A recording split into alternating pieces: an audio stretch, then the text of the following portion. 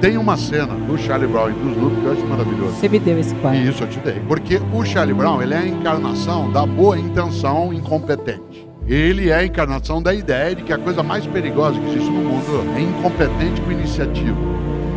E o Snoopy é um Beagle que é a alegria encarnada, aquelas orelhas que balançam. É uma coisa magnífica. E tem um quadrinho dos dois em que o Charlie Brown e o Snoopy estão sentados na beira de um rio. O Charlie Brown com aquela capacidade imensa de ser tragicômico, de ser desanimado às vezes.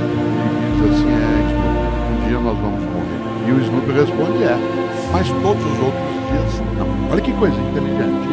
Nesses dias que nós não vamos morrer, que a nossa vida não seja descartável, fútil, egoísta, que a gente seja capaz na empresa, na família, nas religiões, para que a gente tenha noção de que a mortalidade ela é um fato. Um dia nós vamos morrer, mas todos os outros dias. Há pessoas que no passado têm âncoras e ficam o tempo todo dizendo, no meu tempo. É que nem colega meu da área de educação, professora, e diz uma frase estranhíssima, que é, os alunos de hoje não são mais os mesmos. É uma coisa óbvia.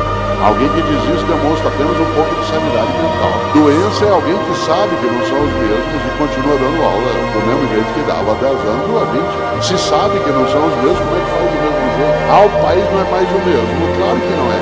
Às vezes você fica parado e se torna atual. Por exemplo, eu uso barba sem tirar há 40 anos. Agora eu tô na moda.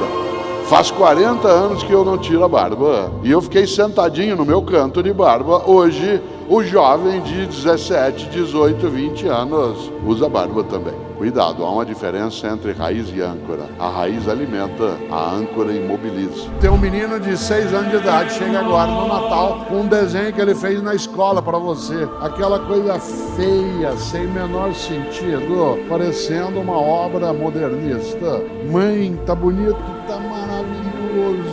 Claro, tá maravilhoso pra tua idade, do modo que você fez, a tua intenção. Chega o meu filho de 36 anos com um desenho desse de tá bonito, pai. Há uma diferença de preservar a autoestima e produzir o auto-engano. Preservar a autoestima de alguém é importante. Gerar o auto-engano é algo negativo. Por isso, é preciso ser sincero sempre e ser franco quando é obrigatório ou é pedido. Tal como você não deve esquecer que há uma diferença entre ser sincero e ser franco. Uma pessoa sincera, tudo que ela diz é verdade. A pessoa franca diz toda a verdade.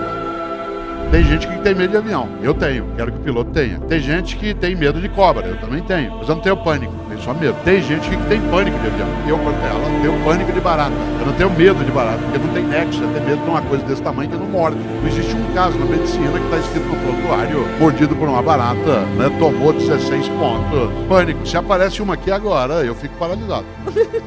Mas não é medo, é pânico. É pânico. Pânico é irracional. Tem gente que tem pânico da morte. Eu tenho medo, não tenho pânico. Tenho medo da morte, não no sentido de desespero. Tenho medo de minha morte ser algo que cesse a minha possibilidade de ter uma vida que não seja pequena, banal, fútil. Por isso eu preciso pensar nela, na vida, antes de ficar pensando na morte. Há pessoas que têm pânico. Medo significa de onde eu vou? Não é essa a questão. Medo do que vai me acontecer? Não é essa. Nessa hora eu sou como Epicuro. Epicuro, filósofo, dizia, eu não tenho medo da minha morte porque ela e eu nunca vamos nos encontrar. O de Allen é mais direto. Ele diz, eu não tenho medo da morte. Eu só não quero estar lá quando isso acontecer. Claro, os chineses dizem com a gente arrogante. Quando a partida de xadrez termina, o peão e o rei vão para a mesma caixinha. Quando o jogo de xadrez acaba, independentemente do resultado, os dois são guardados na caixinha. Por isso, de nada adianta. Essa arrogância que alguns têm de imaginar que só porque eu sou assim, eu sou mais. Eu sou diferente, eu preciso ser mais. Gente arrogante não suporta que haja outra pessoa que possa ela fazer sombra. Quando terminou no Mineirão, a Alemanha 7, Brasil 1, a gente não ficou com raiva da Alemanha. Nós ficamos com raiva da nossa seleção, porque a gente achou que eles não fizeram melhor. Se não sei se vocês lembram, no primeiro tempo acabou 5-0. 5-0, uma parte das pessoas aqui parou de ver o jogo. Eu não vou ver mais. E eles fizeram mais 2 ainda no segundo tempo. Quase que pedindo desculpas. Eu não queria fazer, que o gol estava aberto. Agora a gente sabe por que eles seguraram. Deu para notar que a Alemanha segurou no segundo tempo. Há 2 anos, o capitão da seleção alemã contou. Eles, no intervalo, quando já estava 5-0, conversaram entre eles. E o capitão disse, gente, chega.